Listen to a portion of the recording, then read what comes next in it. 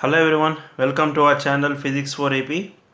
So in our previous episode we have discussed about the critical angle and we have discussed about the total internal reflection and also its applications we have discussed.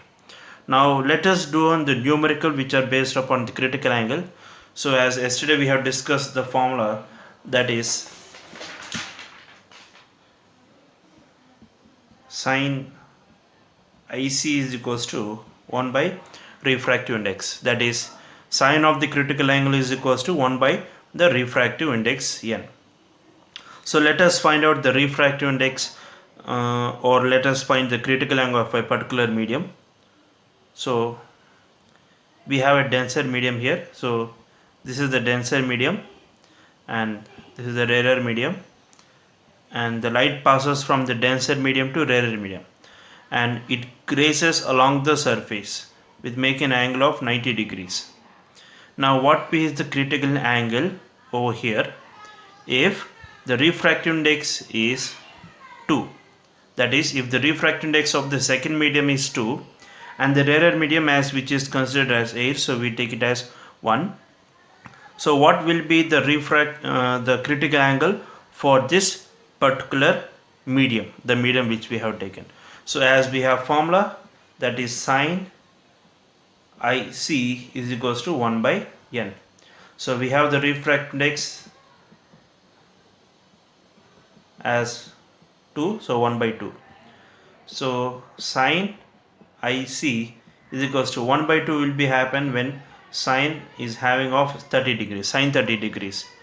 So IC is equals to 30 degrees. So we have the critical angle for this particular medium at 30 degrees. Now if you instant with greater than 30 degrees, now the angle which you are instant is greater than 30 degrees, then we get the total internal reflection. So we get the total internal reflection when we instant with greater than 30 degrees over here. So let's take another example numerical over here.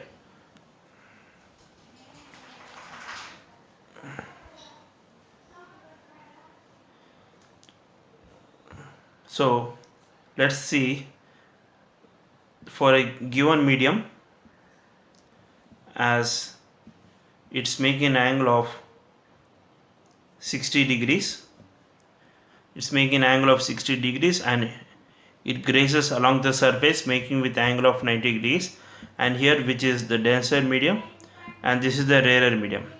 Now here we have to find out the refractive index of the denser medium which we have here. So we have to find out the refractive index. So let us find out that we have sine C is equals to 1 by n. So in the place of IC we can use C also, as C is called as the critical angle. Here the angle is 60. Why? Because the refracting angle is making 90 degrees. So the angle which is incident over here is called the critical angle. So sine 60 degrees is equals to 1 by n. So we already know the sine 60 value, that is root 3 by 2. So from this, when we reciprocate, n is equals to 2 by root 3. So this is the refractive index of the particular medium which we have here. So again you can simplify it. So 2 divided by 1.732. So again if you do division, so you will get some value here like 1 point something you will get. So otherwise it is enough to write 2 by root 3. So 2 by root 3 is enough, and 2 by root 3 is the refractive index of this particular denser medium which is having a critical angle of 60 degrees over here. Now let us have an activity, an experiment, so based upon a rectangular glass slab. So rectangular glass slab, we can verify the law of refraction. So law of refraction can be verified, and also we can find out the refractive index of the glass slab. Refractive index of glass slab also can be find it out. So let us see how we can do the experiment over here. So let's have an experiment of rectangular glass slab. So in this experiment we will verify the law of refraction and also we will determine the refractive index of glass. So let us see what are the materials required over here. So for that we need a A4 sheet white paper, and we need a rectangular glass slab. So with all four sides neatly, and we need a scale, a ruler, so to draw the lines over here, and we need a protractor so to measure the angle, pencil, and some pins. So these pins are used to find out the emergent angle on the other side, and we need to place it on a cardboard sheet so it can be easily fitted out. So first we place the rectangular glass block or slab on the white sheet of the paper, and then draw its border with a pencil.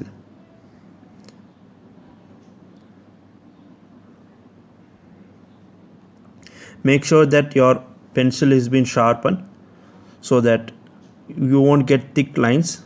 So thin lines you will be get it over here. Now we will remove the glass block and we will mark the borders as P, Q, R and S.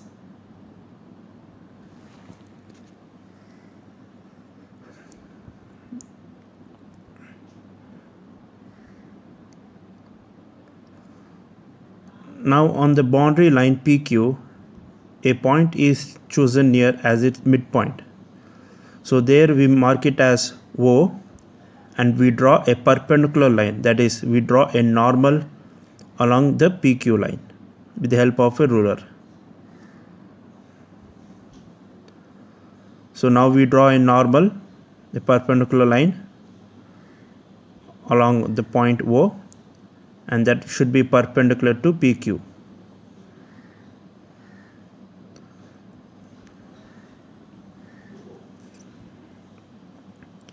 Now mark it as N, and the down line mark it as M, and this is the normal, that is N, O and M is the normal of the rectangular glass slab. Now using a protractor we will mark an angle, so we can take any angle, either 30 or 40 or 50. So that angle should be drawn with the normal, that is based off from the normal, that is from 0, as if you can see. So from the normal, that is N, from 0, 10, 20, 30. So we take an angle of example as 30 degrees, and this line represents the incident ray, and 30 degrees is the angle of incidence here. So we can make it as I1.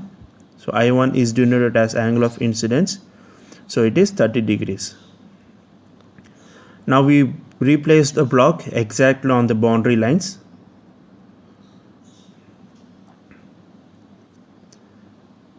And after placing the block, it should be look perfectly like it should be set over there. As shown over here, it should be set down through the lines. And here AO is the incident ray, and based upon that incident ray we have to draw the emergent ray with the help of the pins. Now we will fix two pins vertically on the board about certain distance apart on the line AO, and the pins should be exactly upon the line.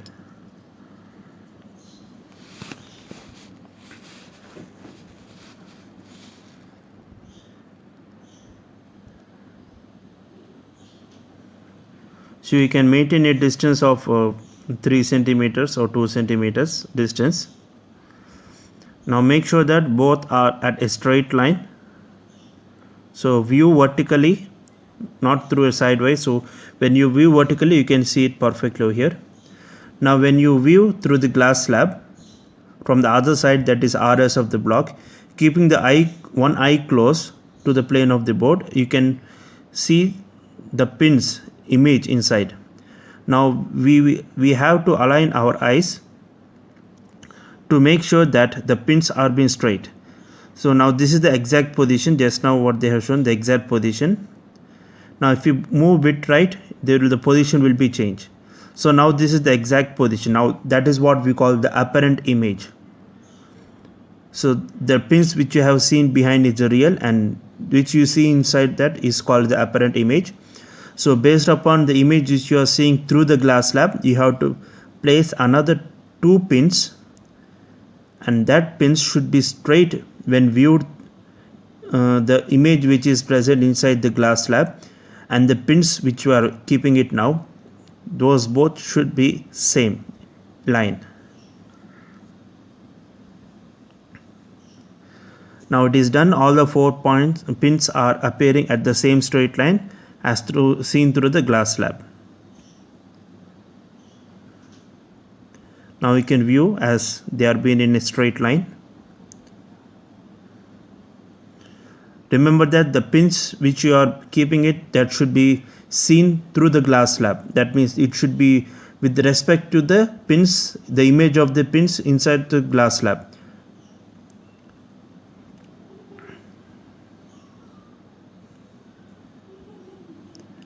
Now you can see as they are in the exact position.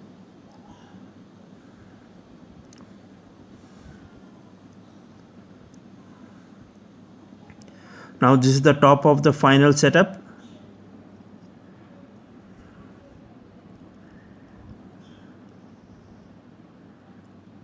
Now you need to draw the lines, a straight line.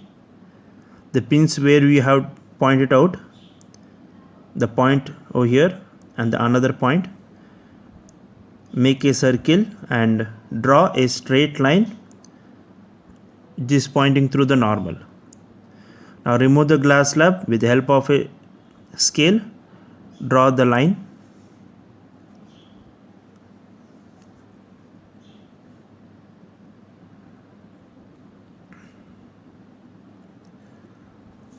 We will join the points, a straight line. So this is how it look like, and at the point where the straight line has been drawn, there we have to draw the normal, that where the RS point, the line, that is this, we have to draw the normal where these 2 points, pin points are being drawn. We have to draw a normal.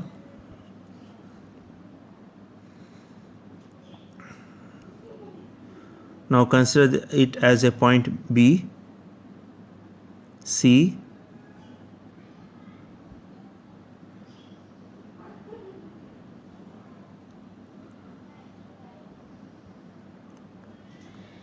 now join the line, the incident ray, that is the point O, and the point B, we will join it, the incident ray and to the emergent ray.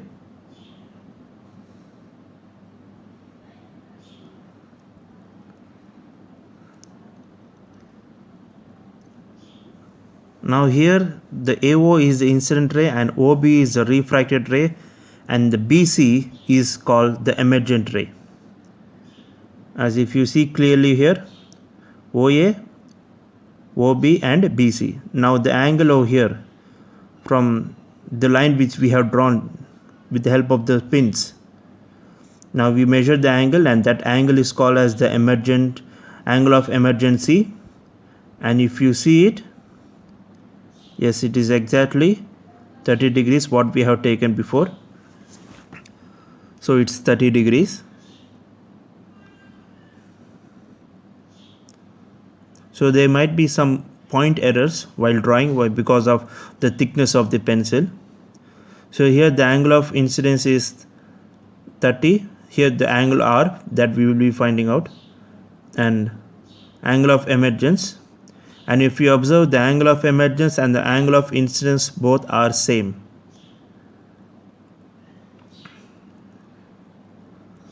Now we will extend the incident ray AO with a straight line parallel to the emergent ray of BC.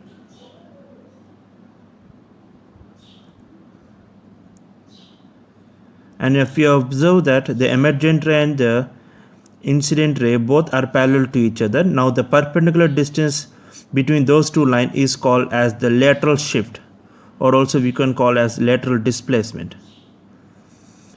Now to find the refract index, first we will find out the angle of refraction here. So let us find the angle of refraction.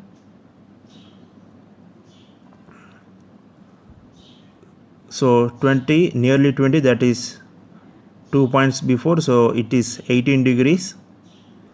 So here the angle of refraction is 18 degrees, that is R value is 18 degrees.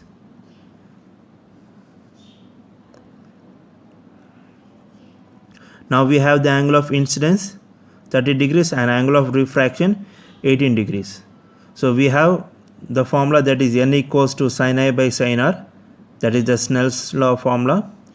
So sin 30 by sin 18. So sin 30 is 1 by 2, that is 0.5, and sin 18, as we see the sine table, we have 0.309, and if you divide it, so we get the value as 1.618, which is the refractive index of the glass slab which we have taken it. So in this experiment we have another statement that the angle of incidence and angle of emergence both are same, and the emergent ray and the incident ray both are parallel to each other. So as if you seen in the video, so by using the formula n equals to sin I by sin R, by using this formula you can find out the refractive index over here, and also this represents the Snell's law. So this represents the Snell's law, and also we have another formula to find out the refractive index of this particular glass slab, that is n is equals to, that is refractive index is equals to the thickness of this glass slab by thickness of slab minus vertical shift.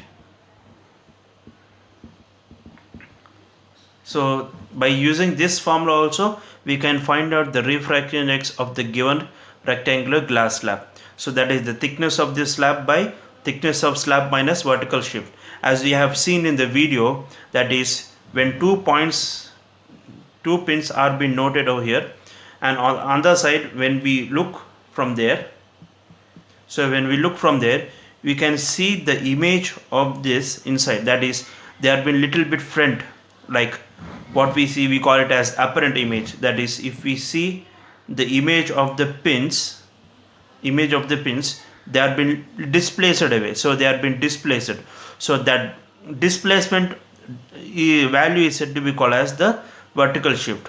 Like example, so here we have a rectangular glass slab, and here we have kept a real object, so we kept a real object over here. But when we view through the glass slab, it appears to be moving forward, that it appears to be displaced, that means it appears to be little bit forward. So for suppose, let us think that this point is the apparent image, so it is the apparent image of the real object which is been displaced. Now the distance between the real object and this apparent image is called as vertical shift, and the thickness of glass slab is calculated as, when we are weaving through over here, the thickness of this glass slab, so the complete thickness of this slab is taken as T, that is the thickness of glass slab. For example, if we are weaving from like this vertically, and we have kept the real object and the apparent object is being front over here, and we are weaving through over here. Now this distance is called as vertical shift, and as we are weaving through the glass slab vertically over here, and this is said to be called as the thickness of the slab through which we are weaving, that will be considered as the thickness over here. Now clear? So with this help, with the help of this formula also, we can find out the refractive index of the glass slab. So that is thickness of slab by thickness of slab minus the vertical shift, and vertical shift is the distance between the real object and the apparent image which we are seeing. right now, thank you for your time. Any doubts regarding, please give your valuable comment, subscribe the channel, and wait for more interesting videos here. Thank you for watching it.